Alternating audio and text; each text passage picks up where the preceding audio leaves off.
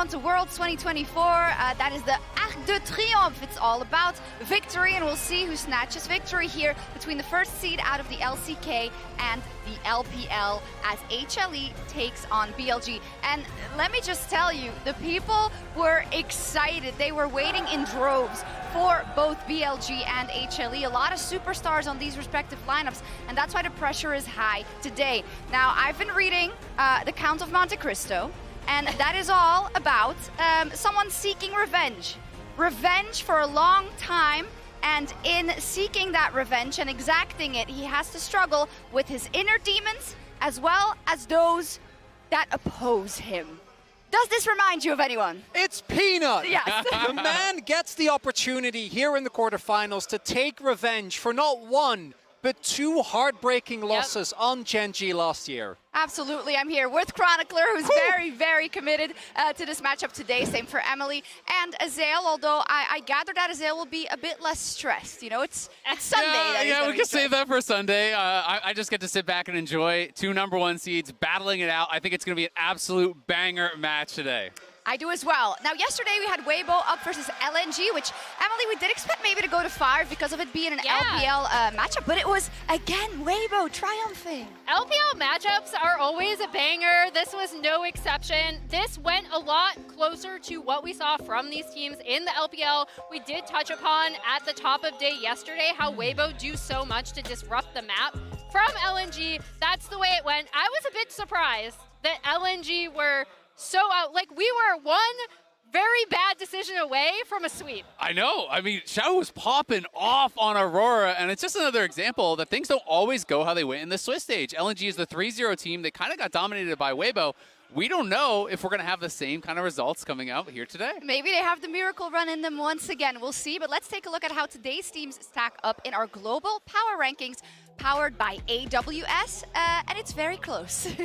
This could have been, if you come in from the start of the tournament, this could have been a finals matchup, right? Like these two teams were expected to be two Them of and the Gen G, front the big runners. three. Exactly, to make it. The fact that we get them here in quarters obviously mostly is due to the performance of BLG, who thus far haven't looked like what we were expecting. Yeah, it's been really frustrating, right? Because this is #1 versus #1 seeding coming in from their respective regions. But for BLG specifically, they have not shown the same kind of prowess that they saw like domestically, right? Like this is a team that was so dominant throughout the summer split in particular. They raised through playoffs. They decimated Weibo in finals, like undisputed #1 seed.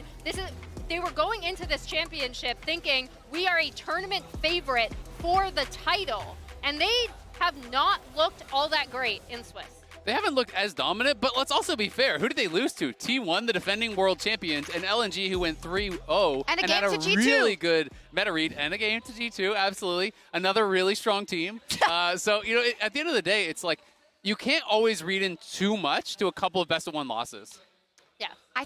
Let's talk about it a little more. In fact, it is the BLG special, right? They do it more often than not, and still they came out on top in the LPL. Exactly. I mean, so many people were talking about this team, I think, especially when they were 1 and 2, and saying, they were never good. People are overrating them. You know, classic, overlooking some of the weaknesses of the LPL. But this is what they did in the LPL as well. Even against some of the worst teams in the league, including NIB, who was actually dead lost. They lost the first game of the best-of-3. It happened so many times throughout the regular season, but then they would come back. They would have two back-to-back dominant games. They would crush the series. And even though they were 7-1 in actual, series, they were only 15-7 in game score. They had a worse game score than top. They had a very similar game score to both LNG and Weibo. It wasn't until playoffs, until best-of-5 time, that this team really came alive. Went 9-1 in playoffs. They were crushing all comers. And guess what? We're playing a best-of-5. It's no more small series left today. Yeah, and I think you could kind of see that in their PSG win in particular. That first game was really shaky. The second game, they came out, looked much better until we still had some mid-game snafus, but you could see the kind of skeleton of what this team was in the LPL, where sometimes they play very fast and loose in that first game and then tighten up and absolutely decimate their opponents later on in the series. Yeah, that's the big question for me in this best-of-5, right? Is it going to be the same data that we have seen where they turn it around within the series, or there fundamental issues? The expectation is that with the time that they had to kind of look at the drafts and to see what other people were doing in the meta, they should look cleaner. But let's talk about HLE, Maurits. Because HLE, in case you forgot, you didn't catch LCK, the 5-peat, the Penta-peat, as we would have called it in the LCK, was stopped by this team. Hanwha Life already stepped up initially, but the fact that this team, that by the way I predicted was going to go 3-0 in Pick'ems, I had a lot of faith in them, did lose to Gen.G. That in of itself Narrowly squeezed by FlyQuest. Also very true. That series was a lot closer than I was initially expecting. But more importantly, they look both comfortable in the meta and the hallmarks of what makes this team strong, which is great individual performances and a lot of different ways to play for all their carries is still there. Yeah, and I actually think the FlyQuest series was really interesting for this team, Ezreal, because I feel like FlyQuest inadvertently made them stronger, right? Because they came up with these compositions that they were not used to seeing in LCK and kind of forced them to play around them, which I thought was really interesting. If they win, it's really all because of FlyQuest. I think that's a great point, Emily. That's not what I'm saying, but I am saying taking a look at those compositions, actually, I think will improve the team overall, just giving them different looks and allowing them to hone what they want to do. Yeah, it's always about looking at what you're going to take from those situations in Swiss. And I feel like in the past, we always said that the LCK was one of the most adept teams at turning around the information and putting it in their favor. But of course, we thought that of Gen.G also last year. And this is, I think, one of the biggest storylines for today and the rest of playoffs if they do make it. Peanut and Doran, they want revenge on BLG. Of course, Delight as well, but I feel like they caught the brunt of the blame. Yeah, Delight was there, but not a lot of people would look at him as the reason why. And it is no exaggeration to say BLG at MSI and Worlds is the reason why that Gen.G roster is broken up. I think otherwise there was a big chance. They were so insanely successful domestically. I think specifically those two series coming in as the favorite at MSI, getting swept, and particularly at Worlds, Doran and Peanut, I think really had a heartbreaking series, getting back to that Game 5, and then just falling at the final hurdle. And I think that's one of the most brutal parts about Worlds, is that it is the pinnacle of competition in LoL Esports, and sometimes when you have that bad game or that bad series, people forget about everything you did that was incredible to get you into that position to succeed in the first place. And I do think Peanut and Doran can kind of be victims of that as well, where people oversimplify their careers and sometimes, boil it down to these couple bad moments when really they have done so many incredible things for their teams. No, I totally agree with you, and it happens so often. And I guess what sucks for them even more is that they probably take a hard look at themselves in that series and said, you know what? This was not my best day, right? And that fuels someone. Emily, I know you followed Peanut for a very long time, right? How is he as a player in terms of taking these things to heart and carrying them into those next matchups? I think the big thing about Peanut is I cannot stress enough how much his coaches or people who've worked with him have said, if you could hear his comms, you would never think Peanut was a bad player ever again because of the way he sees the map, because of the way he's able to communicate to his teammates. He has evolved so much as a player over the course of his history, and I think the biggest thing for me is he's still in search of that World's title. He's been stymied so many times. He's come so close and still hasn't been able to get it. A lot of unfinished history also here in Paris, right? 2018 with King's Own Dragon X. A lot to talk about. So I'm glad that Lore caught up with Peanut in the Verizon Game Day interview. Hi everyone and welcome to the Verizon Game Day interview. I'm here joined by Jason and Peanut from Hanwha Life Esports. 안녕하세요. Thank you so much for joining me. I want to talk about this year because you found a new home, stopped your former team's golden road and won with a 5th team in the LCK. How do you reflect on this year, your achievements, and how well this sets you up for Worlds? It's been a very meaningful year for me as well, but looking at my entire professional career, winning just the LCK wasn't enough. It doesn't fulfill what I want, so I really wish we can win today and also win the finals in order to win Worlds. Of course, and I feel like sadly reflecting on your career and your international performances, I feel like people put the blame on you quite often when it comes to your teams dropping off and everything. Do you feel a burden in expectations when it comes to your own performance internationally, especially this time time around? Of course, there is pressure, but I feel like this is the same amount of pressure that I feel during the domestic league. So I just kind of be chill, kind of relax. It's not that big of a deal for me. I always go through this. I try to keep calm. When there's a moment when I kind of doubt myself as well, and then I try to think to myself, because I do have an international tournament, and I believe winning international is very difficult, but I do have one. So I try to just remind myself that if I were not that good consistently, there's no way I went to World's Finals or won an international title. So that's how I try to calm myself down. Best mindset to have here, focusing on the game today. Shun, again, we know how things ended last year. Is today about revenge, or is there something more? 일단은 우선적으로는 오늘 승리를 Winning the match is my ultimate goal. I mean, there is a revenge on the line as well, but still, I think I did get a pseudo revenge because thanks to Chovy and Paige giving them the revenge on my behalf. So I'll take that. So I'm solely focused on winning the match itself. All right. Well, Peanut, thank you so much for sharing all this. Fighting. Thank you. Jisun, thank you so much as well. And Shox, over to you. No, that doesn't count. You actually need to get revenge yourself. By the way, Jisun, she's also a ventriloquist. What does she not do? I know, she's amazing. Amazing. But yeah, it brought up a good point there from Laura, of course. For BLG, we had Wei taking them on an absolute tear, but it was Shun that did get swapped in, and he will be starting today. What do you make of that whole situation, guys? I mean, I never like when a team has to hot swap junglers.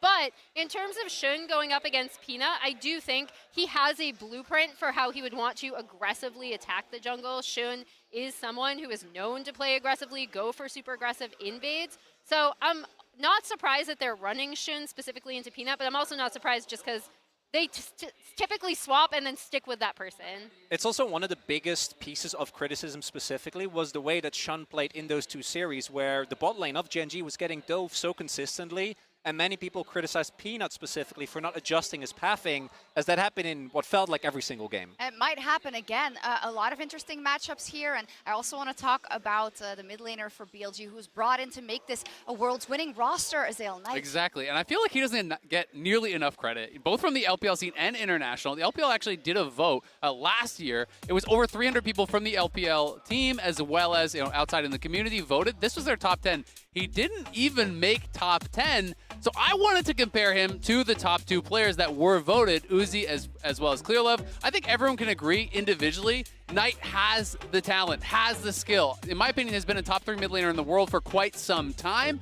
He also has the achievements, and people seem to overlook this. He is tied first in LPL titles with 5. He is tied for first 4 LPL titles in a row. He has 8 LPL finals. He has 6 LPL finals in a row across 3 different teams, by the way. It's not like he's just on one roster and he keeps winning. He also won finals MVP 4 times. He's been first team All-Pro a ton of times. This guy is such a monster, and it just feels like he doesn't get the respect, even though he has an MSI title, even though he's been to World Semis, another MSI finals. People are not looking at him like they should be. He needs to be given the same respect, I think, that any other top mid laner in the world gets. Where's Xiaohu on that graphic? He hit a 4-man blind Orianna ult yesterday, and he has 3 MSI titles, Ezreal. That's why he's the GOAT, right? There you go. No, but I love that you went on a tear here about kind of, as we see some of the, the historical heroes of the LPL. Emily, it's true, right? Is it really because people need to see Knight win Worlds for them to be able to cement him at that pedestal? Yeah, I mean, I think the expectations for him were so high, and then really interestingly, in the LPL when he first started, it was him versus Yagao, right? Over and over and over. And who has won that every time? Yagao actually beat him several times when it was really unexpected, when people thought that Knight was by far and away the more mechanically gifted mid laner. And so I think that already kind of stalled people's opinion on him. He got this reputation for choking at internationals. He kind of went through the same thing that Chovy went through on Gen.G, I think, where the perception doesn't match up with the actual reality and his performances. And the pressure. We talk about this a lot with every team, but I think specifically the LPL and their might for taking back the world title from the LCK. Yagao was kicked for Knight. This is a roster built to win the World Championship.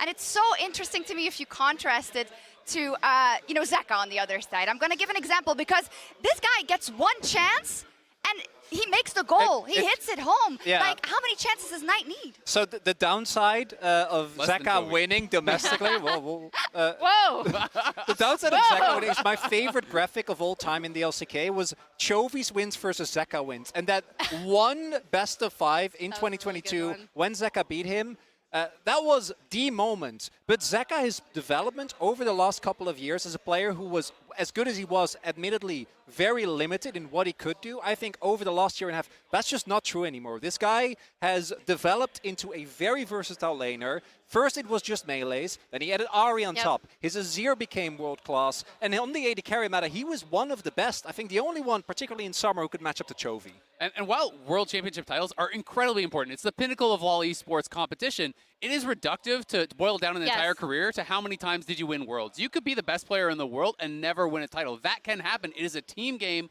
It is all about how you work as a 5-man unit. But what you can admit as a world champion is that he's the best min-maxer in the universe. I think that's true. That's true, right? 100% win rate of Worlds! It's That's crazy. There you go. Yeah, I think it's a super interesting discussion because no, you can't, but it's kind of our ecosystem, right? Because you have someone in the LCK, whilst others struggle their whole lives for it, who has iterations of teams that are suboptimal going into Worlds. He is collecting them like Skittles, right? So I just, you know, it's very different players, but it's a very interesting discussion nonetheless. I love the discussion because you already mentioned teamwork. It's also the meta, and there is always a push and pull of being able to set the meta, but you also, the champions need to be strong enough for your strategy to work, and I think this World's in particular, the reason why the meta is still so open, because we saw the AD carry meta, and it tapered off a little bit towards the end, but right now it is still wide open, and we saw a lot of those developments yesterday with Weibo drafting a lot of counter dive, and I can't wait to see what these two teams, their read is going to be, because the smaller, for example, is that still going to be a priority pick or not? I don't know. What do you think? I mean, I don't think Smolder should be. Honestly, I think it's pretty I don't weak, think it and looked I think that it plays good. way too slow if you're playing against a really high-level team. I think they're going to get too big of an advantage for HLE to be able to fight back from the position that they find themselves in if they draft Smolder. All right, we'll talk about bot lane a little bit more. It is also our featured matchup presented by Mercedes-Benz, Elk versus Viper. Every year at Worlds, it seems that we are spoiled for talent in the bot lane. This year, there are two that have stood out even among a stacked field, and they face each other today in the featured matchup presented by Mercedes-Benz. BLG, can they find the angle? G2 blinking out bars, but they still stay strong. Elk on the chase. Cap's trying to make the difference. The ulti. Hansama taken out. Elk versus the world. Elk is a monster. Elk has been incredible for his team, dealing 29% of their overall damage and carrying consistently throughout the entire tournament.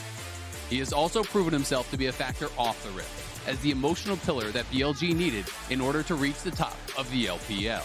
Jin's favorite number, but he wants a fifth. The Penta. Elk has impressive damage numbers, but the only player left at World to top even his, with 32% of his team's overall damage, is none other than his opponent today, Viper.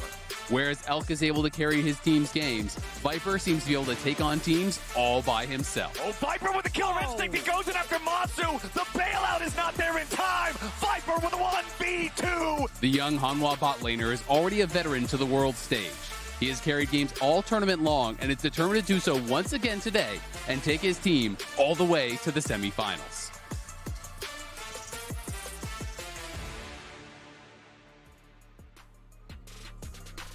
I think this is one of my favorite matchups in all of Worlds, I gotta say. Where do we want to start? With Viper, perhaps? I'm just, first and foremost, I'm happy that Viper is finally free. This man has spent, not just last year, but there's a couple of years way back on Hanwha Live Esports, and him being here with this team, I think is very significant. Yeah, and Elk, Emily, would you have thunk it? No, I wouldn't have. If you go back, I don't know what's going on What's here. happening? I don't know. On and Bin are doing something. Team bonding. I think he was like trying to jump into his arms or something. But yeah, I think Elk has had such a history to get here, right? He made it so close on WE. People really blamed him for a lot of the mistakes he made because he would be over aggressive, right? So if you told me back then, oh, Jomong is going to be one of the best, if not the contending for the best AD carry in the world, I would not have believed you. But now I do. And he also has become a really big emotional leader on the team, I think because he has been through so much, right? So for example, at MSI, he puked on stage during their finals, then in the post-match interview, even after like a very disappointing loss, ended up taking a ton of the really difficult questions, as you see here, some footage from that.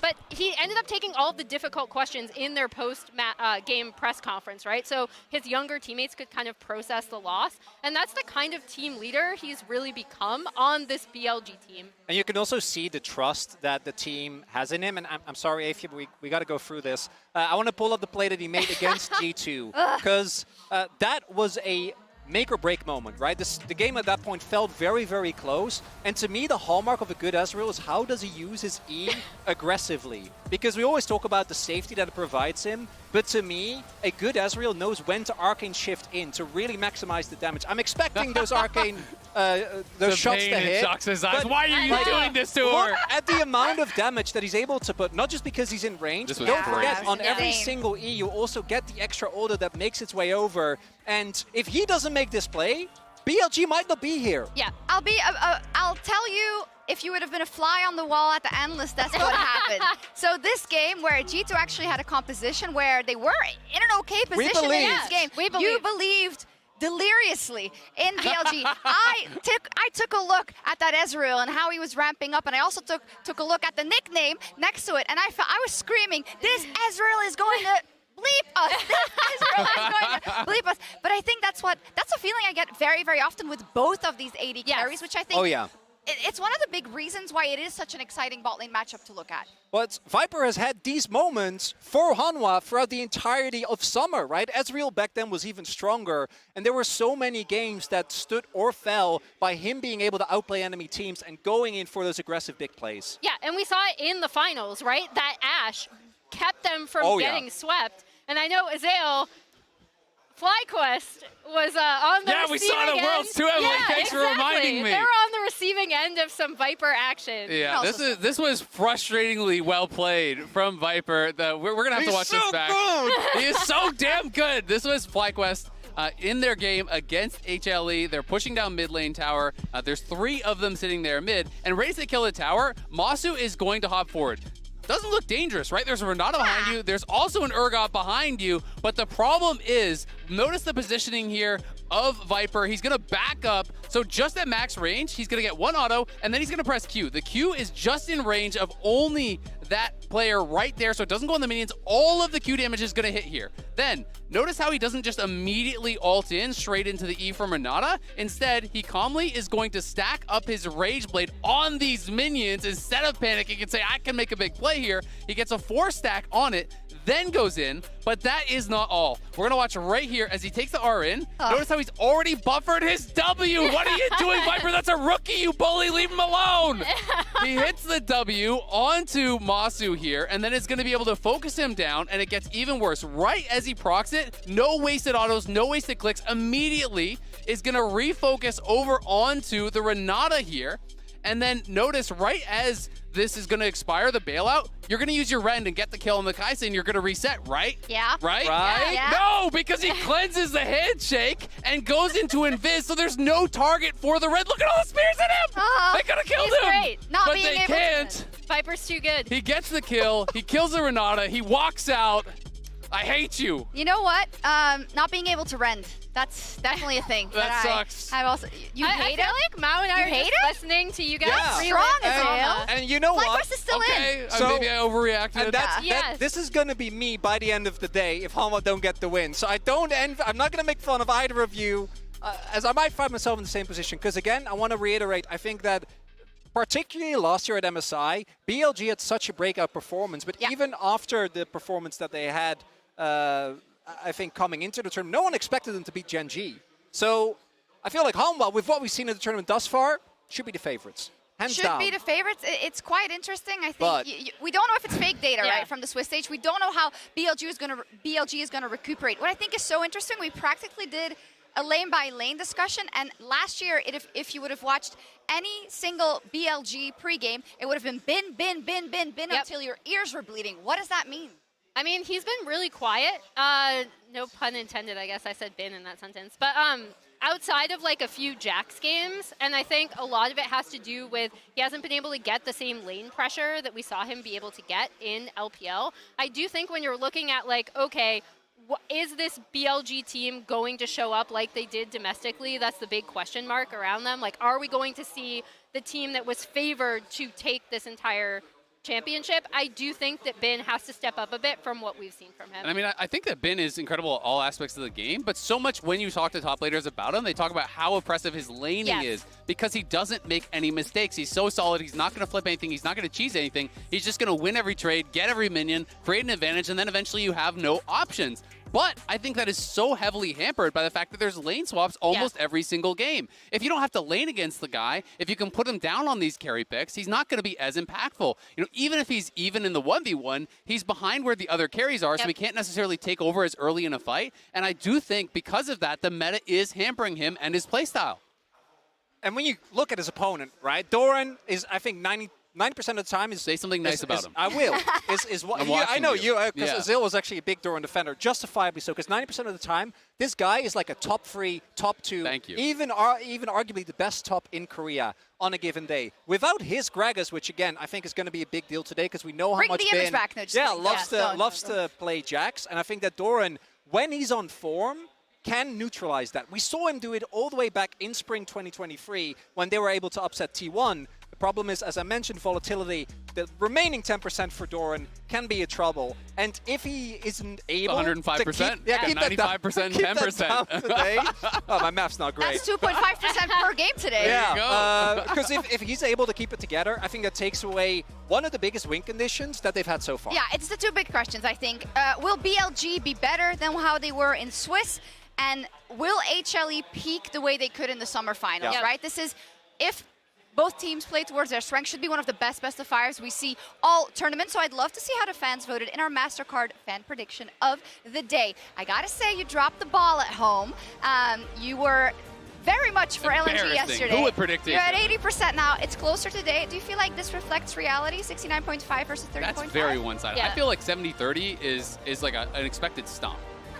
I feel like it reflects what we saw in Swiss, right? Yeah. Not only just from these teams, but kind of the overall performances of LPL teams versus LCK teams in general. I feel like everyone's kind of looking at the top of the table in Gen.G and HLE and being like, these are now the two strongest teams, and BLG looked very shaky. So I think that's what where a lot of this is coming from. But I mean, here's the thing. We saw it just yesterday. The series didn't reflect what we saw in Swiss, right? It doesn't always have to. And I've seen so many strong performances from BLG. I mean, should we just talk about predictions right now? Let's go. I mean, I am on the side of BLG because I saw how strong this team, how dominant they were in playoffs. And I think throughout the course of the year, they have looked incredibly solid, incredibly strong.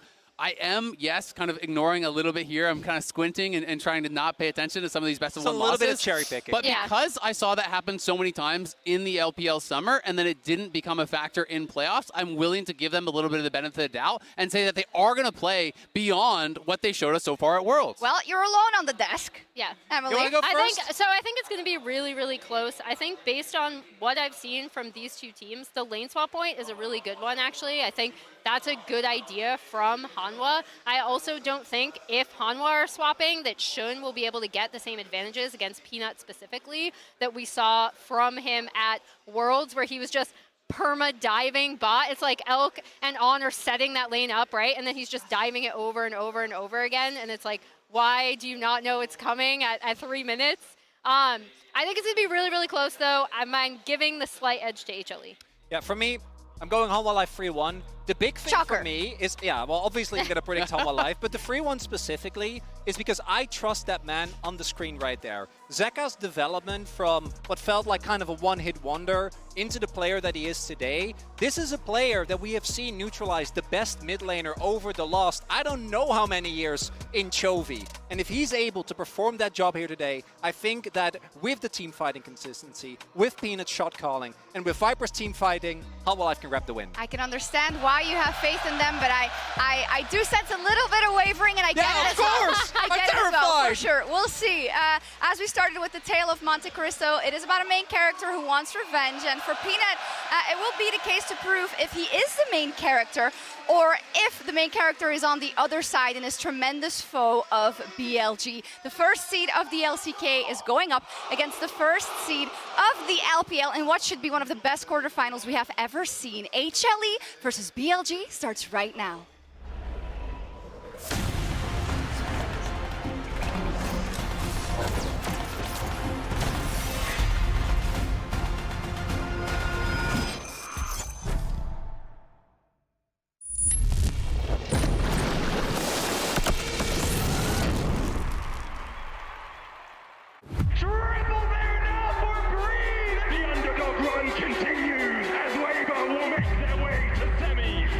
Le frisson de la victoire, le chagrin de la défaite. La deuxième journée des quarts de finale commence dès maintenant.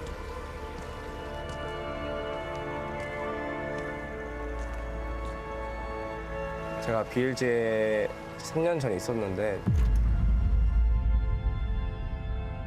또 오랜만에 BLG라는 팀을 만나게 돼서 너무 좋은 것 같고 아무래도 3년이라는 시간이 지났다 보니까 우승이라는 것도 경험 많이 해봐서 선수로서의 경험이 엄청 많아진 것 같고 실력도 많이 좋아졌다고 생각하고 있습니다. 저희가 크게 실점하는 장면들이 스쳐가고요. 저는 저희가 충분히 올라갈 수 있다고 믿고 있고요.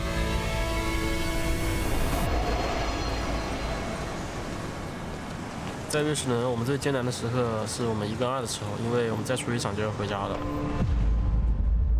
在那个时间段，我觉得我们整个队伍在比赛上面的表现，还有心态上面，其实都没有做得特别的好吧。然后我们会有2次机会去让我们继续前进，但我们都把握住了。BLG knocking down the last of the LEC as they move on。我对我们瑞士人表现不满意，但是我们会去吸取经验，接受失败，然后去向前面进发。 월즈에 굉장히 강한 라이너들이 많습니다. 여기서 그치지 않고 더 강해지도록 하겠습니다. 花生的话，我觉得他跟队友的协调，还有一些指挥在支援上这方面，我觉得做得特别棒。我觉得他弱点的话，当遇到比较强的打野一直给他野区压力的话，我觉得他会很慌张，然后没有什么自己的节奏了。 Peanut， 我会再次击碎你。我对季勇的人没什么想说的，我只需要在比赛中证明我自己的实力就行。我觉得今年LPL队伍面对LCK都是完全有机会战胜的，我们一点都不怕他们。我想说，去年我们击败了多兰、迪莱特、Peanut 这3名选手2次，今年我们一样会击败他们。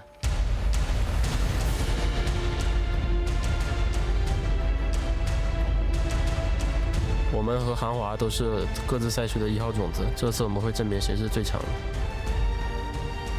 라이트 선수 2년 만에 다시 만나게 됐는데 LPL에서 제일 잘하는 거 알지만 이번에는 저희가 이겨서 올라가도록 하겠습니다.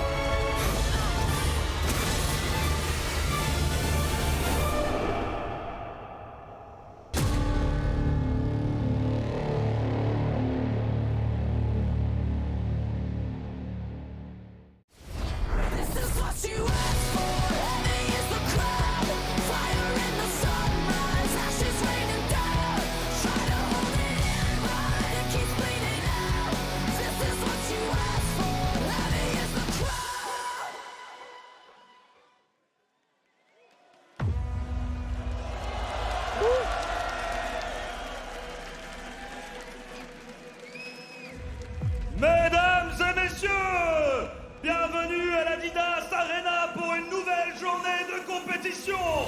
Aujourd'hui, nous sommes tous réunis pour le 2e quart de finale des mondiaux de League of Legends. Aujourd'hui, un match au sommet entre 2 vainqueurs dans leurs régions respectives.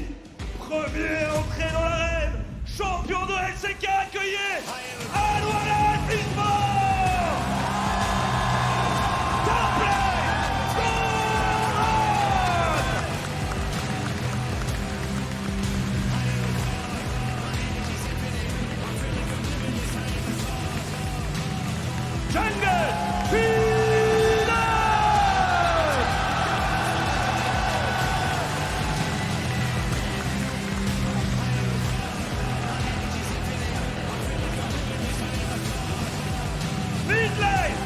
Zeka!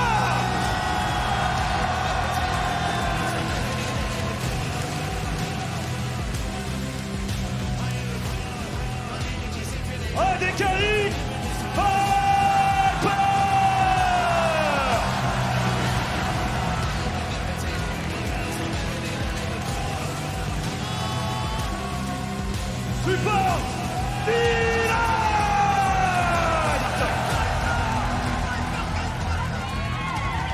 Maintenant, veuillez accueillir leurs adversaires, champions de LPL, BiliBili Gaming!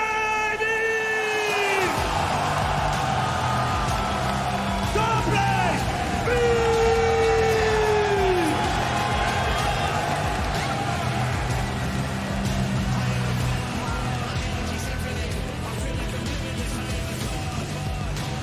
Dragon!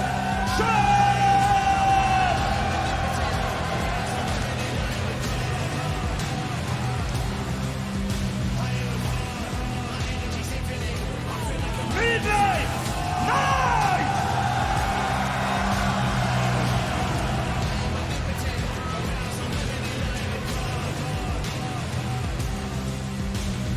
ADC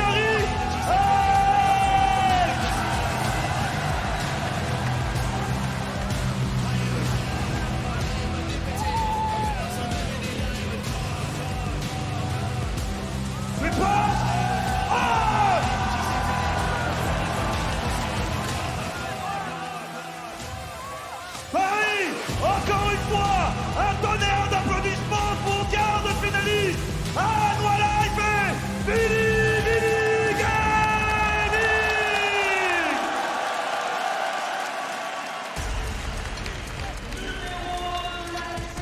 Welcome, ladies and gentlemen, to the quarterfinals here. It's our second one. And man, we're getting into some of the good stuff extraordinarily early, these knockouts. BLG taking on HLE. 2 first seeds, already about to duke it out. And the fact that they have to play each other in the quarterfinal is a result of BLG fumbling a little bit in the Swiss stage. So neither one of these teams are happy about facing the #1 seed of their main rival region. Yeah, I think there is a lot for BLG to prove here, try and figure out how they want to adapt to the meta, what style they want to come into this series with. But when you look back at last year, with the 3 members that are on Hanwha that used to be on Gen G, BLG are very familiar with this squad, so definitely going to want to prove themselves once more against those. And it's such a rivalry match as well because of the 3 members. I don't know what's going to happen in draft either, which we were trying to debate for the past several hours coming in. The red side team, BLG, whether or not they ban Yone Aurora is massive, and we're going to get to see it here. Exactly, we're going to find out right now. And we were so excited about the story, I forgot to introduce ourselves. I'm Atlas, this is Jat, and that is Dagda. And this is Jat and I's first cast together since 2019, right? And the first time we've had Jat on a quarterfinals broadcast in that amount of time. It's I've also never cast with Jat, so I'm just very much looking forward to this. It's just the best. Sick. Let's get into the League of Legends now, though, because the Kalista ban that we were discussing in the bus ride over is actually going to occur here from Hanwha Esports on the blue side. Renekton taken away as well. Aurora, Yone, and then question mark. I imagine it will be the Yone ban, and then we were kind of back and forth on whether it be like Sejuani or Maokai to try and punish Peanut in the jungle. I really like the Kalista ban, though, because Viper has actually not gone towards it in the course of any of his games here at Worlds. He's opted more towards things that are more self-peel, things like the Ezreal, the Xayah, and I think this is where he's probably going to be trying to keep his eyes on once more if BLG opt into this heavy dive composition. And it's actually really surprising to me here that HLE is banning the Skarner on blue side. It's opening up a ban to me for BLG because oftentimes that's something that you would just see first picked if Yone Aurora are already gone. And I think the reason is because you've got the Xin Zhao that Shun has been willing to bring out as an answer to it, right? So at least you have some answers, but Jax being banned away by Bin is really interesting. Maybe expecting that to be the first pick here. That's what that tells me, actually, is they were expecting a Jax. Whoa!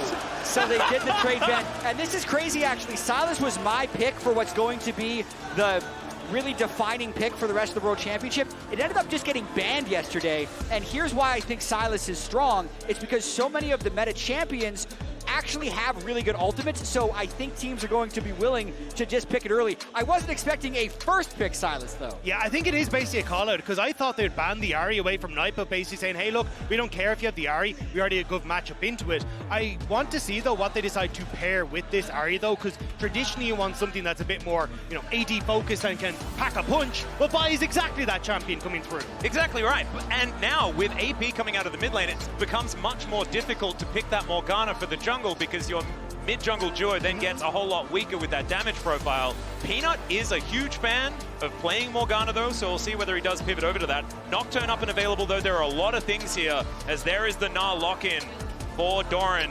To be taking that one away, we saw yesterday the Gnar be such an incredible pick, and Doran is no stranger to it. I also wouldn't be surprised to see the Ezreal taken away here, just to say, hey, look, I want this self-kill for myself. I've already got the buy that's coming my direction, and Ahri as well, and I have a composition that wants to join in. Unless you were looking at something like a Xayah, that could be the potential here as well for Viper.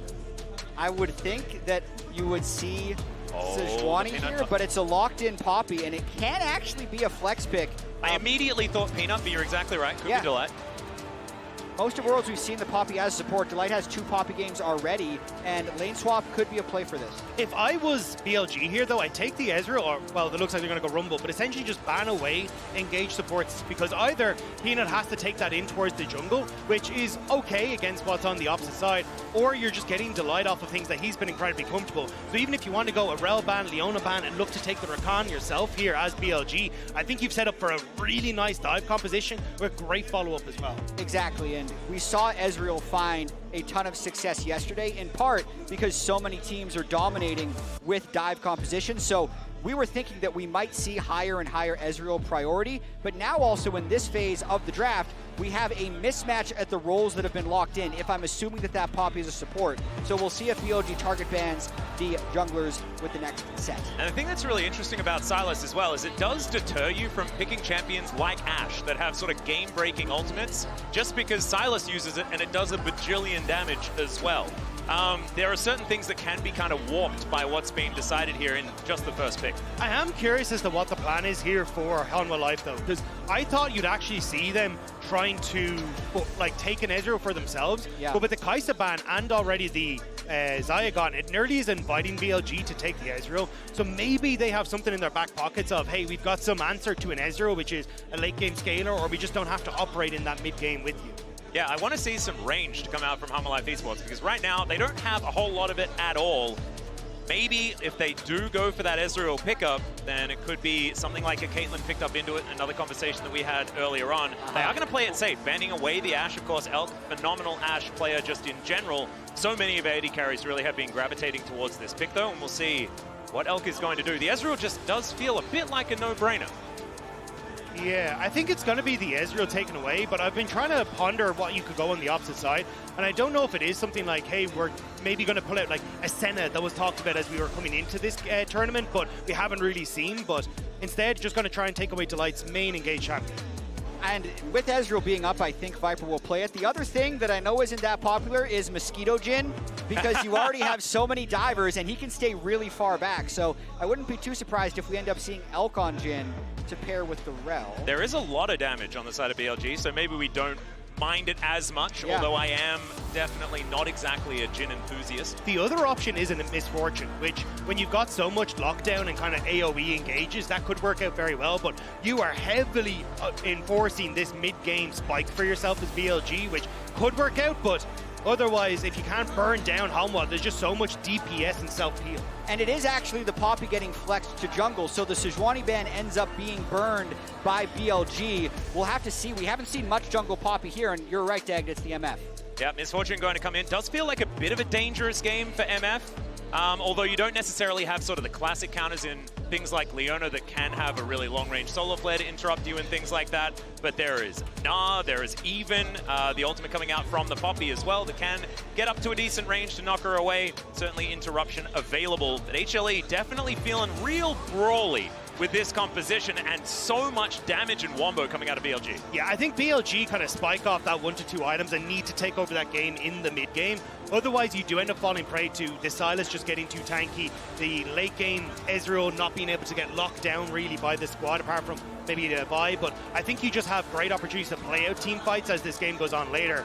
but like off of 2 items, BLG could just rock you at any second. Yeah, and I'm not going to lie to you, I do feel like coming out of this champion select, BLG's composition feels that little bit more cohesive, feels like it's going to have what it needs to get over the line, but HLE, so much comfort for so many of these champs. And I can't wait to see the start of this game, and hear me out, to see if we see lane swaps. But it's because I think one of the things that's made BLG look a little lackluster is they were able to generate so many organic advantages domestically through laning, but in lane swapping, they're not getting that same level. Now, with that being said, since we do have melee versus melee supports, there's not a massive incentive for lane swaps, but I still think HLE should be scouting for it and probably going for it to diminish some of BLG's early power. Yeah, we've seen a lot of these Ezreal Alistars do opt in for the lane swap, but it is now time. Let's jump onto the Rift for game number 1. Hanwha Esports taking on BLG, our second quarterfinal. And I cannot wait to see who's going to be able to draw first blood in this series. HLE on the coveted blue side, so it does feel like they're the ones that really do have to draw first blood in this one. Yeah, and you can already see they're setting up for the lane swap, but I think this is smart from Hanwha also with the champion. Zeka already finding an angle onto this Rumble, not quite getting the stun, the heroic charge not quite working, and down to 100, but he'll walk out, no flash needed. This is huge though, wait, they might keep going here. They're tanking. All right, Zeka's just gonna dive underneath, doesn't find the chain, there's the headbutt for the kill. They have to throw the kitchen sink out, Knight's gonna trade one back. Oh God, the flash, they just trade places and he keeps walking. All right, it's a 1-for-1 in the end, everything's even, just a calm early game, gentlemen. We have to take stock of who got the kills though. It's a kill to Knight's Ahri versus a kill to Delight's Alistar. That's going to be favoring in BLG, and I think Peanut is going to be kicking himself a little bit because if he flashed for a better angle on the initial E, I think they kill Bin before the dive. Yeah, but now I'm kind of curious as to what the hell the plan is, because you can see Bin already moving down towards this bottom side. On is here to get on towards Viper, but Doran's returned. Oh, it's Doran's going to make his way up, throws the boomerang out, the crash down there from On to get him out of the way.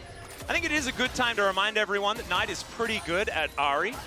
His win rate, 51-10, has an 11 KDA or something around there, and he is extremely good at this champion. I mean, this was the champion that he started to make his name on with the murder book that he loves to pick up nice and early, but we'll have to see if he's going to return swiftly to try and pick that one up. But we've got back to standard lanes now, and honestly, I think that's a big win for BLG. Not only do you get Knight off to a great start, you actually get the matchup you were looking for as well. And I think, especially with Delight having no flash, it's going to be a top lane that they can push in fairly free. I do think we're going to see a swap back fairly quickly as soon as they can get the right recall timings, but for the current time being, BLG has great lanes. Yeah, plus the TP advantage for Bane is going to help out massively as well. He can pick up an early advantage for himself off of the reset, so for BLG, this is kind of the best start you could hope for. It's just now a case of can they try and move forward into the mid game with that strength, and with a composition where they can play sides with Knight on this Ahri, I think it just unlocks On so well, and this is kind of where BLG found that success against G2, and they're looking to replicate that here against Hanwha Live. They push it in, they're getting an early recall, and I actually think they might be swapping down. The original point of the lane swap where you'd have the 3-wave stack into an early dive is gone, and actually they're just going to take that call by and immediately run back up top lane. So they had the tempo here to do whatever they want. You can see MF running out back to top lane, but On is going to have a move on Rell with flash, and he's going to be a solo support on the map here. Yep, Zeka clears out the mid lane though, so there is at least some tempo available there. Something that BLG have always played really well around though is being able to get first move on the map. So looking forward to seeing what they can actually utilize with it as Elk does make his way back up towards that top side. Teleport back in from Zeka in the mid lane. Of course, Knight previously doing that. And Zeka, very, very good playing these melee champions and just staying even on farm. And it doesn't really make a whole lot of sense, especially against Knight's Ahri that is so very, very good, keeping that health bar down. But as I say that, he's got some friends. The charm is going to connect as well. Peanut and Delight are trying to get in here in time. And we'll see whether they manage to. Able to dash his way out. No chains necessary. And it looks like Zeka will be okay for now. Yeah, On had that angle, but he did such a long wraparound that Delight and Peanut were able to offer enough assistance that BLG wasn't willing to fully chase into the river. So a nice look, but ultimately it's not going to result in anything. It does buy space for Knight in this mid lane, and also kind of gives a lot of control of what BLG are looking for. We heard Shun in the opening saying, I want to try and target the enemy jungler. I want to try and put Peanut behind, and I think a large portion of that is going to be trying to get these wards in towards the enemy jungle, which you can already kind of see starting to set up on this bottom side of the map. And a lot of that is how are Shun and On going to work together. So having these small advantages with Elk having push in top, with Knight having push in mid, is going to open up for BLG to put that pressure onto Peanut once more. Yeah, and now another push in here towards the top side of the map. The Miss Fortune, definitely very strong in the early game, but I think during this tournament, a lot of us have gone off the hype train when it comes to the MF, as this siege certainly starting to work out.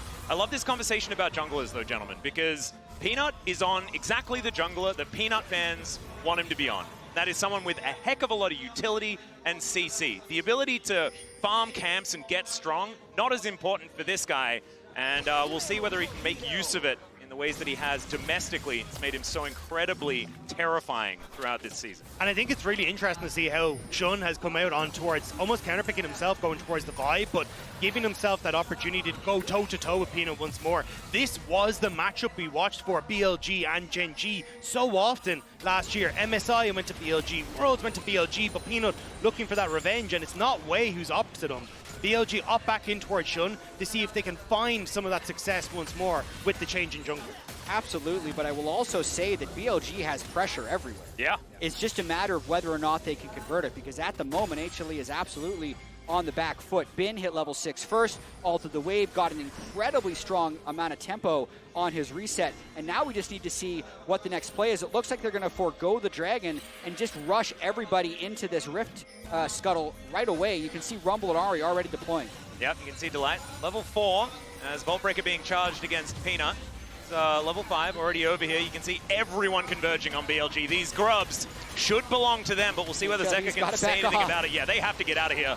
There is no shot for this one. Maybe try again with the next pack, but this is not yours, HLE. And this advantage for BLG comes back to Doran having to blow that teleport level 1 to get down to the bottom side. Bane is able to roam up towards top side off of that nice push. He then teleports down to the bottom wave to pick up the majority of it as well. And it means you're in a totally fine spot. Sure, he lost a little bit as it hit the turret, but in the grand scheme of things, BLG are just happy to get that advantage for themselves. He loses a couple minions and 1 plate. That's absolutely worth 3 grubs early, and I'm actually pretty surprised that we still have these duo lanes top. Nobody really wanted to blink first, but it's resulting in a very slight lead here for BLG, but honestly, we haven't seen this game break in any meaningful way yet. And if everyone stays up towards the top side, when are we going to see our first dragon? There are pings going down onto it. I think that the teams are also asking that question. BLG possibly heading over there, but this could be a really late first rig. Well, as our resident Australian, I assumed you'd be able to inform us how Australian lanes operate around dragons and things like this. I was relying on you for.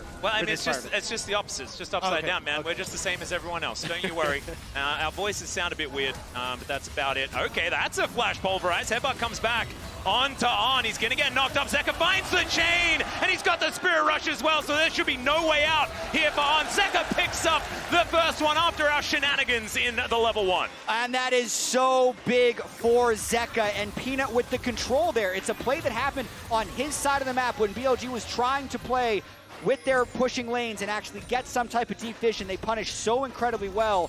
Zeka with the kill. And this was something that we talked a lot about coming into today was, hey, how does On operate on BLG? He likes to go for these off-timers, likes to kind of play this bluff game as he gets vision and tries to encourage you to either back off or over-aggress when he has backup. But, hey, Hanwha Life just called his bluff there and he gets caught. Now, nice, might be the same. Yeah, could be in a little bit of trouble. Does have everything up and available. There's the Spirit Rush, but has to invest the Flash as well. I mean, at the time right now, BLG's probably going to be able to get that Drake, but that's such a cheeky play by Peanut and Zeka. That was no ultimate on Sylas. Being able to actually force the flash on Knight there is pretty nice, because otherwise that's a play where they wouldn't have been able to do anything. They still get a small win in the trade. I think you've also now set up an opportunity for Hanwha to really look for a play with Peanut, using the fact that Doran has that teleport advantage. Oftentimes when you get to about a minute 30, Peanut will operate on towards a gank somewhere on the map, and it means that then post that gank, Hanwha only have to play off of 2 lanes, and it makes it way easier for them to focus down some of these objectives. And with just that minute and a half cresting now on towards the Void Grubs, I wouldn't be surprised to see Peanut make some sort of gank play top, hope that Doran can TP in, and just get that advantage then for yourselves. All right, On looking for a bit of an angle, but the Shattering Strike not quite long enough there. Needs just an extra little bit on the Lance, unfortunately. So they are just going to push this wave in. and everything's kind of settled down. A minute until the next grubs do spawn, and we'll see whether Hanwha Life Esports are ready to fight around that one. One thing that we do want to say is a positive here for Hanwha is the fact that top lane CS, not something worth talking about at all. So far, Doran hasn't been killed multiple times in lane against Bin. Australian top lane CS. Yes. Because I was looking top lane at the AD carries, and their CS is also... Oh, you guys aren't hanging upside down? Yeah. Oh, that's how we do it in Australia. Yes, so if there is a lane swap, you just hang upside down, and then everything looks absolutely fine. Reading's a bit more difficult. I mean, honestly, my biggest takeaway from the first 10 minutes of this game is that we're in for a good series. The fact that these are the #1 seeds from the LCK and the LPL in the quarterfinals is a little bit crazy to begin with. We have so much potential revenge in this matchup as well, with Doran, Peanut, and Delight getting eliminated by BLG last year in the quarterfinals, wanting to come back and beat them. Zeka being on BLG 3 years ago in the LPL. We really do want 5 games. We would love to see it. It's so rare that we actually get to see LCK #1 versus LPL #1 at Worlds. It's only happened 2 times in Worlds history, so it's surprisingly rare because one team might actually boom and be out early, or one team is so dominant. So the fact that this is close is encouraging to me because I want 5 close games. And that's my favorite thing about this Worlds is that it's up in the air as to which team is the best from these regions as well, based on performance here at this tournament and in their playoffs as well. You have to remember, Weibo just qualified for the semifinals, but they went 0-6 against this team that we're watching right now. So things don't make a whole lot of sense, but that should be 4 grubs going over to BLG. Will they make it out, or will they go for the team fight? That's the question. The teleport coming on in already. Knight is going to back up the rest of the team. Hanwha Life Esports taking control of the pit. Delight fumbling the engage a little bit. Magnus Storm comes through with Viper, trying to fight off Shun, but it's Zeka that picks up the first in the team fight. Shun down solo. Doran is leaving them on the floor, and there's the ultimate. Zeka says, you can be vibing, I'll steal your ult, I'll just be better. Knight now just trying to escape, but everyone on HLE is chasing after them, and that is the team fight that won them the LCK, and they're bringing it here to the quarterfinals. The wombo combo was a no-go for BLG, and Hanwha punish exceptionally, getting Viper to safety and then fighting back against BLG. And it might just end up being a Zeka diff. He wasn't up in CS, but he's first to kill in all these fights. I think the big decider in this fight, though, was how much was burned. Watch Viper on the left here. BLG was hoping to be able to one-shot him, but the elusiveness of this Ezreal completely just stops the follow-up from the VICC. Oh, the buffer, yeah. Knight and Shun burn everything and are ineffective, and then the Miss Fortune ultimate doesn't do nearly enough damage. Then Zeka can just obliterate them. Doran is doing Gnar damage all around the upside of this fight, and the 4-for-0 kind of out of nowhere is a massive win for HLE. And it's just a disaster for BLG. The fact that you have to try and play off of this early spike and you've given so much gold across the Hanwha Life sets up this 3-kill Sylas now to be such a massive threat on a side lane, and just making it impossible for BLG to really play their style of game that they want to. And the last thing there is the big spikes, the big one-item spikes for BLG actually weren't there. We didn't have Knight's Malignants, we didn't have the first item for Rumble, and we didn't have the Bloodthirster for Miss Fortune. So BLG really wanted 6 grubs, but they're probably kicking themselves. They didn't just say it's a 3-3 trade, get early vision around the Drake, get those item spikes, and then start going towards the Soul, because now they're in a world of hurt. I want to see how BLG adapt, though, coming into their next fights, because clearly going on Viper was not the call there. He has so much mobility. It is incredibly difficult to lock him down in an area where BLG can actually manage to close the distance, especially with Peanut on this Poppy, but maybe Doran is the new target for Shun. Yeah, if in doubt, gank Doran seems to be something that a lot of teams have caught on to, as he's going to flash, looking to try and escape this one, gets underneath the turret. Now the Vault Breaker comes down, the Harpoon is going to skewer him. So there's one back for BLG. Nice gank. It will end up giving them gold, but not much else. They just burned 2 ultimates with the Hextech Soul open, so it was generally speaking them just thinking they weren't going to be able to win. Should have been Hextech Soul, but unfortunately, we've only had 1 Drake, so it's not quite there yet. sorry. Hextech Drake. They were going to lose a 5v5 at Drake anyway, so they made a fast play top lane, got some gold, and overall, smart play there by BLG. And I think in a micro situation like that, Hanwha Life Esports aren't going to be too worried. Probably being able to pick up this Drake with all that positional advantage that they get, they're going to be very happy with. 1 second, and in fact, up right now is the Herald so they can head over to Shelly and see whether she wants to help out as well. But that's why I think this just snowballs into Hanwha getting this. You just invested both of your top sides in ultimates to try and make that play happen. So if you look at the mini-map, I think Shun is instead going to try and make a play on this bottom side. On is showing on a ward though, which I think is going to at least put some manners on Zeka, as he will just get on out of there, not wanting to deal with any members of BLG on that bottom side. Yep, having a look at the lane economy snapshot, you can see Shun doing a decent amount here up against Peanut, but Peanut's Poppy does not need gold, and also Elk, having cashed in that cull, is still doing okay when it comes to money. However, everybody else, it's all just HLE favored, especially that 600 gold on Zeka's Sylas. Now, if you weren't watching Worlds in 2022, maybe you're a new fan of League of Legends, this pick was pretty good for Zeka when he did the whole winning the World Championship thing. So him being fed 3-0-2 right now, that is a big deal and something that BLG fans need to be worried about. And I think it's incredible to see Zeka's journey over the course of his career. The fact that he got handpicked by Coma to come across the Vici Gaming, said, this is my guy, this is the new protege. And at the time, he was the Akali guy, he was the Sylas guy, but over now this time, he is just sprouted into this incredible player that has so many different champions, can play a multitude of different styles, and is now putting the hurt onto BLG on what was his signature pick to begin with. And I think they might be trying a dive play on Zeka right now. He's respecting it.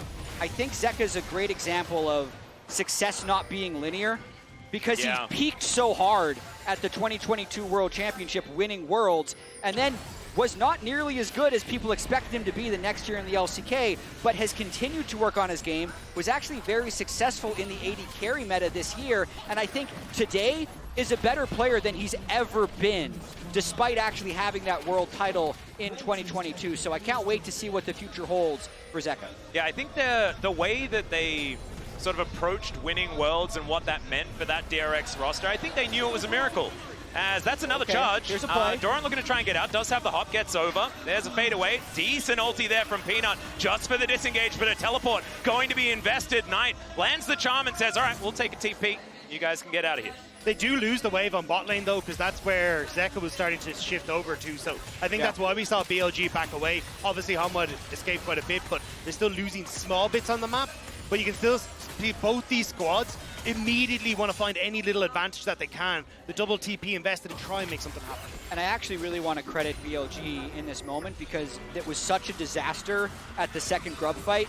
The game is actually in a very stable state at the moment. Only down 900 gold, tied in Drakes. They've hit the item power spikes. They find little looks for these plays, and it's still going to be absolutely anyone's game. They also managed to get the Void Mites, right? So they do have those 4 grubs. So even though it was a catastrophic failure there as far as the team fight, they still managed to get the objective that they were looking for. So now that we're back onto even footing, and especially with the fact that the tempo feels like it has now moved back towards BLG after a couple of little plays, Life Esports going to have to find another one of those moments if they want to get themselves to a solid advantage, despite the fact that the gold is still in around the 1,000 advantage mark. You can see how BLG are trying to play this, though, constantly shifting on down towards this bottom side and faking that pressure around mid lane because he's hiding out of vision. And it's Doran this time around who respects that. He backs away. It was Zeka literally a minute and a half ago, and BLG haven't found this footing to continue. So team fights still, Hanwha can come alive, especially if Zeka's able to complete this second item. Not for things like Dragon in a minute's time, but certainly at Baron in 2.5. Elk is going to find Delight here. I was wondering whether Delight knew that that ward was there, because he was playing like he definitely did. Not going to be able to clear that one out. Still, the horse position known now, so BLG will be able to make some plays around it. And now we're back to some normalcy. It's not this weird Australian lanes that we were presented with earlier in the game. It's now 80 carries in the mid lane, and we are just setting up our side lanes to see who can make things happen once again in that top side. Doran doesn't want to fall for this twice. 40 seconds until the next Drake spawn. Feels safe in the top lane. Shun was going for the look. That Scryer's Bloom caught him a second ago, so they definitely know that it's there, and they're going to be able to now get a little bit of early vision on the Drake, unless Doran walks in a bit too far, but he should be completely fine. Yeah, knows exactly what's going on. Now just hide under the safety of his turret, but with On and Shun in the area, Shun making his way over. Yeah, with Knight, they should be able to crash this wave. And I don't think that anyone on HLE is going to be able to get over here. True Shot Barrage is, you know, a decent attempt, but it's not going to save it. And this is where the power from Miss Fortune really came alive. It's not the fact that you see 3 members on top side, it's that she gets control over mid wave and allows teams to get 3 members on side lanes. And Shun on able to rotate there because you've got so much control for Elk. And it's just setting up now for BLG once more to push mid. They rotate down. Peanut alone on the Dragon though. And that's amazing here for me for BLG. They almost cheat it. Normally when you make a play topside, you're trading it for Drake, but Peanut doesn't do any damage. So he can't actually take the Drake on his own. And now BLG has ran all the way back across, and they're going to look to contest this as well. Yeah, Bin on a great flank angle here as Peanut finds himself alone. There's the flash out, but the follow comes through. Chain's going to connect there from Zeka, but Peanut, I think he's not long for the world, and there he goes. Doran, that Gnar bar is looking absolutely gorgeous, but the boomerang is not going to find the mark. Looking for the straggler there as On is just going to back away. Throws out the drill. Knight is at a 3rd health for some reason. I think something happened off screen as now HLE, yes, they lose their jungler, but they do get control of the river. Knight does have the TP to come back into this, but I think with On resetting and the flash on Elk burnt, they're just going to try and back away. But Hanwha are doing the same. Not really certain that they can just go for it when they don't have a jungler. Yeah, that Dragon is still undecided who it's going to fall to. Peanut's going to be able to respawn, run back here. I feel like that was so masterfully done so far by BLG to be able to kill Peanut on the backside and then escape.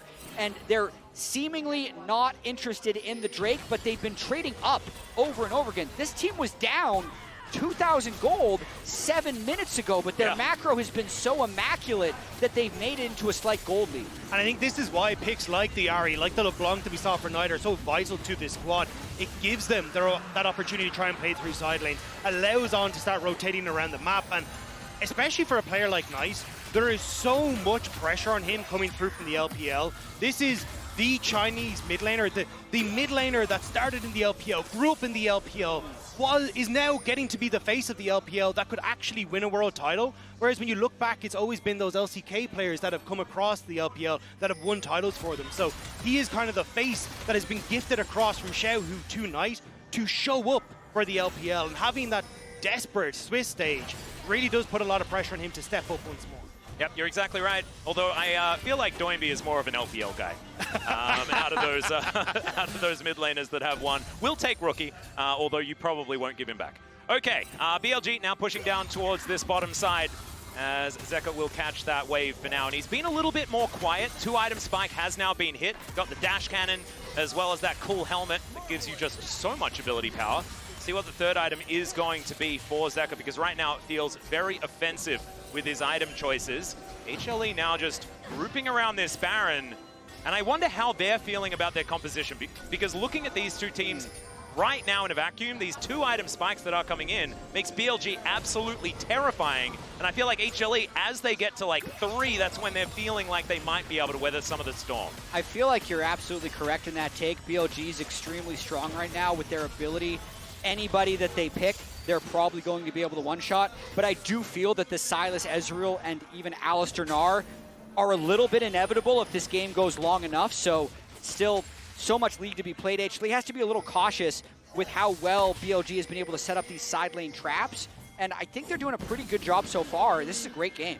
It does feel like Hanwha are trying to set up a trap for themselves, though, as you're starting to shift that vision down into this bottom side, seeing if they can pull BLG in and just catch someone on a side lane, even giving that space to Zeka as well. But I think Hanwha have been doing a good job, as you say, of just matching a lot of that pressure from BLG. We haven't seen the presence of On that bottom side of the map actually gain anything for BLG in a lot of this.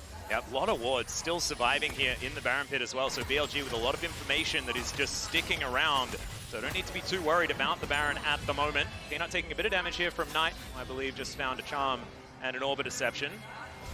Otherwise, it is just going to be a reset. And this could be on vision here from Delight as well, as BLG know that they can walk in, try and take control. And this is where I want to see Hanwha be a little bit more tempered around these Baron takes. We saw in the FlyQuest series that oftentimes they'd start these Barons and just get caught out despite the 3,000 to 4,000 gold leads they gain for themselves in some of those games. So I think giving the respect to BLG, just setting down wards, not actually starting up the Baron, respecting what this squad can do if you find yourself in a Baron pit. is good to see from Hanwha. It's such an interesting game, though, because like when I look at the vision here, it's so respectful. Like there's not much red ward past this point, and there's very few blue wards past this point. So no one really has the deep vision with which to make a play for, because the few times we've actually seen teams go deep in enemy territory, that's when things have kind of gone wrong. So we may just be waiting for the next objective to pop up, and then we're going to see some real action. I feel like we've got the perfect Baron pit for it as well, because that sort of draws that line for you, has the exact line across, and you can see that's exactly where those wards are. As, yeah, we've reached a bit of a lull state, as we say in the LCK. I think we're looking at Peanut, though. I'm keeping my eyes on this bottom side of the map. That vision that was set up already could lend itself to some sort of dive towards Bin, but the pressure from BLG on the mid wave, drawing Peanut and also Delight back in towards that mid. So you can see it's like both teams are trying to set up for these plays, but it's the fact that you can't really get your foothold yet is what's causing so many issues. And we were talking about the 2-item spikes for BLG, and I think that definitely eclipses HLE on the whole, but Viper's hit his 2-item spike. And that means that this control of the mid lane that we've been talking about this entire game long might just swing in favor of the Ezreal that's already just poking BLG out, as you can see here. He's a machine, and also we have a stopwatch on Zeka's Sylas, so he's going to be more unleashed to make aggressive plays. I think that item alone actually makes him such a bigger threat onto ADC Miss Fortune, because he'll be able to get back there, then buy time for his cooldowns to come back, and then likely finish the execute. So even just those item spikes coming through allow HLE to get a little bit of map pressure back. And the fact as well that you've drawn so many members of BLG to mid lane means you get that push in the top side for Zeka, so he's going to be able to contest Knight on this wave. Set yourself up for a nice reset timer, then move over towards the Dragon that's about to spawn in 10 seconds. Zeka even has the teleport, and the fact he already has that Seeker's Arm Guard, like you pointed out, means he doesn't actually have to reset. So now Knight has to answer for that push in the top side. Doran just lurking here with his Gnar relatively built up. You can see Shun just missing the Vault Breaker, unfortunately, on the Rift Scuttler, but shouldn't be too much of a big deal. Peanut's going to come on over and pick that one up, so some vision that's irremovable around this Dragon. That's going to be sole point for HLE if they can get it, and they are starting it up immediately. Bin there, though. Equalizer at the ready. They have such good position right now on this Drake. BLG's going to have to hard force in. The Ahri is on a flank, though. Yep, the Gnar is now in perfect position here for Doran, though. BLG, can they actually stall this one out? That's going to be the question as Knight. He throws out the ultimate. The chains are going to miss. He's just dodging Zeka. That's going to be Peanut. He just says, goodbye, Mr. Jungler. I'm the one with the smite now, and he will be able to secure it. And HLE, they can just back away. Great vision from Hanwha. That wards that were already set up on this bottom side, spotting that the Shun was going over the wall. They get Knight out of position as well, and just able to take that one nice and easy without having to draw blood. I'm going to be very happy with that one. I love the shot from Peanut, too. Direct hit on Divide.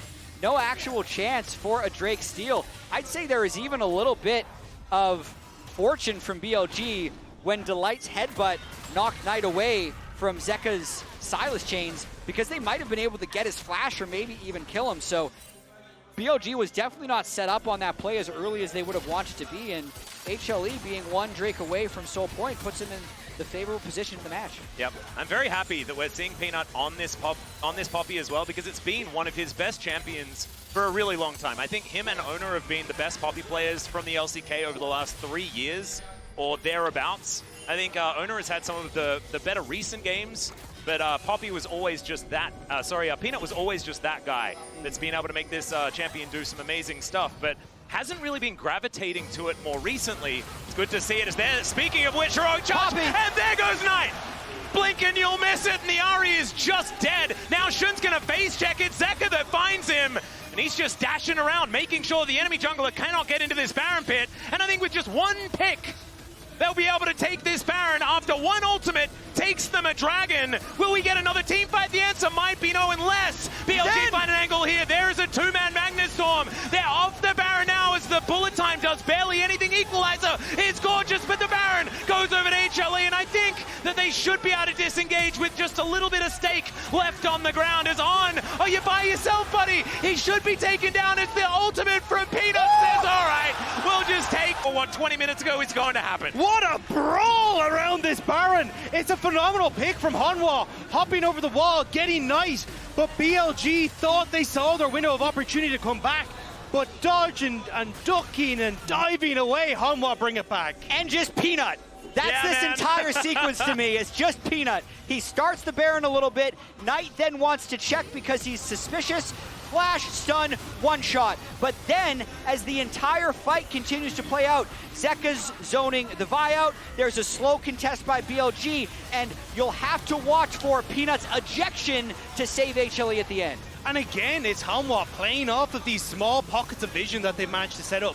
They've been doing a great job of getting early to these objectives, sticking a ward over a wall, getting into a position at a dragon, and it's been catching people out. And as this fight went on tries to go for the play, but again, you call it jab. Peanut's ultimates have been absolutely spectacular, and it is destroying BLG in this game. Absolutely ridiculous stuff. Of course, just a bit of a reminder, we have some proof that Peanut's pretty good at this champion, as he's 28-9 on Poppy just over his entire career. Not quite his Maokai stats, but Maokai's less interesting. Poppy's really cool. Let's see how the siege goes. Yeah, now they need to use this Baron to actually blow the game open because they found these small picks, but BLG has been able to secure so many minions and just passive gold that there's actually not a big lead here. They even cleared that wave pretty easily.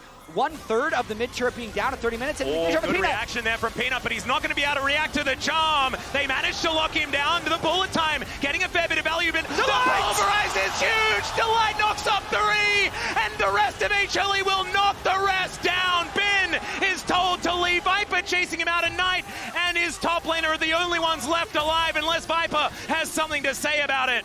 He gets underneath his turret and gets out. But man, that was looking like it was going to be BLG, and Delight says no. Delight's Alistar is different. That was such an insane engage to turn that one around. It's not great for HLE in the net because they still lost the push in the mid lane. That was a 2-for-3 fight, and their Baron will be ticking down, but from the start of this, it looked like BLG had completely repelled it. It's so hard to take down Peanut, though. The Locket of the Iron Solari and that Cane of Rooker just gives him so many shields that he can look to play around, and they do get the pick, but everything was invested there. Bin is not in position. They go for this ultimate, but Zeka has the Ariel to get out, and Delight, the flash pulverize straight to the heart of BLG, and there's just nothing left in the tank as Hanwha tear them to shreds.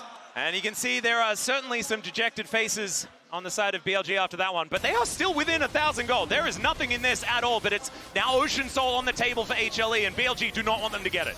10,000 damage goes fast on that Drake. BLG has to rush this play. Yep, Zeka on a flank angle now, clearing out vision RBLG. They are in the fog of war for the moment, but can they actually get here in time is Shun nowhere near the pit, and Peanut's going to be able to lock that one down. Now Zeka dives into the backline. Knight out of there with the Spirit Rush, but so is Zeka. They're able to take down the Horse Lady before the fight even really starts, and there is another 1-2. Shun's just taken down. The Rumble gets one, but it's Viper that's laying down the Mystic shots. He gets a double, but who cares? It's an ace for HLE.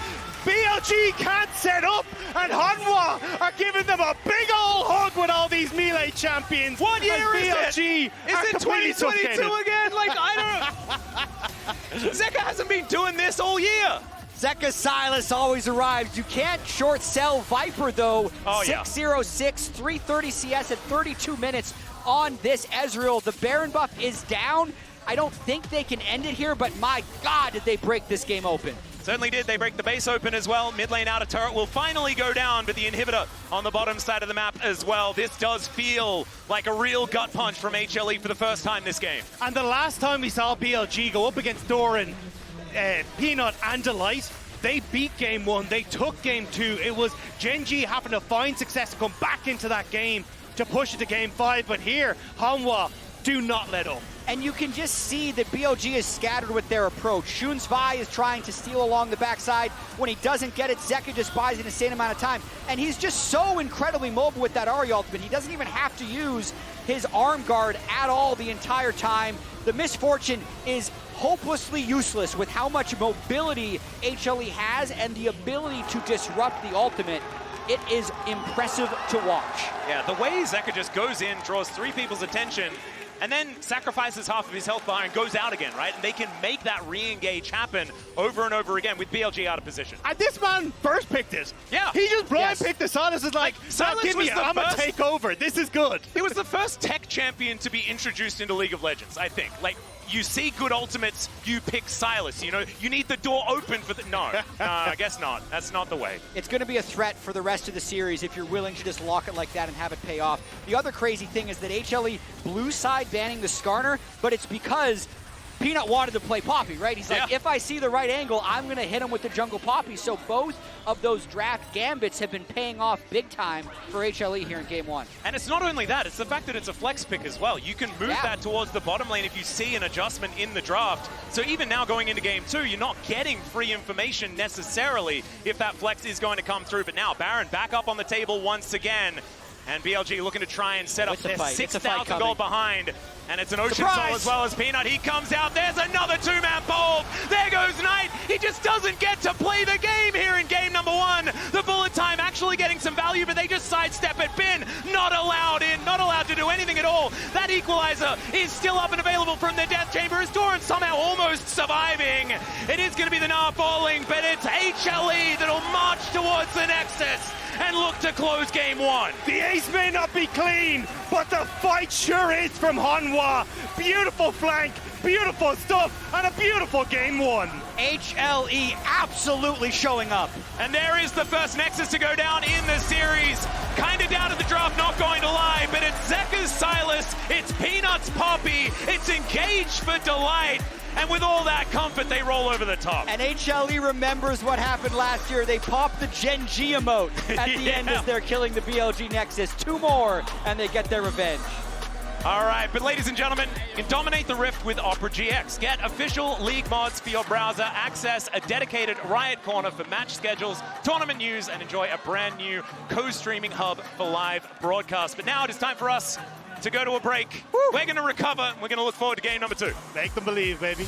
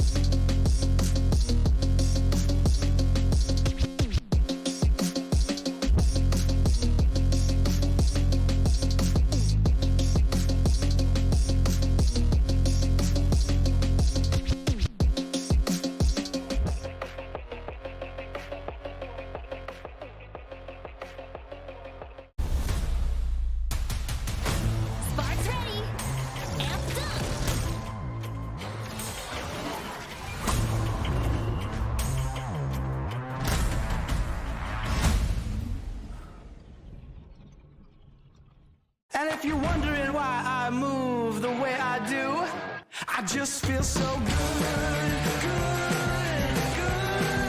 I just feel so good, good.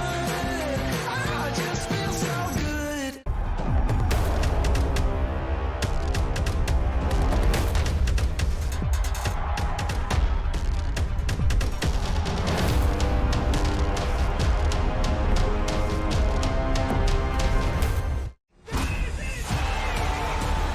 数不清有多少个这样的时刻，闪现向前，焦灼，欢呼，沮丧，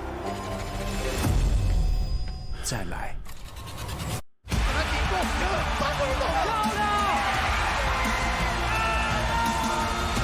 没什么比这一刻更好。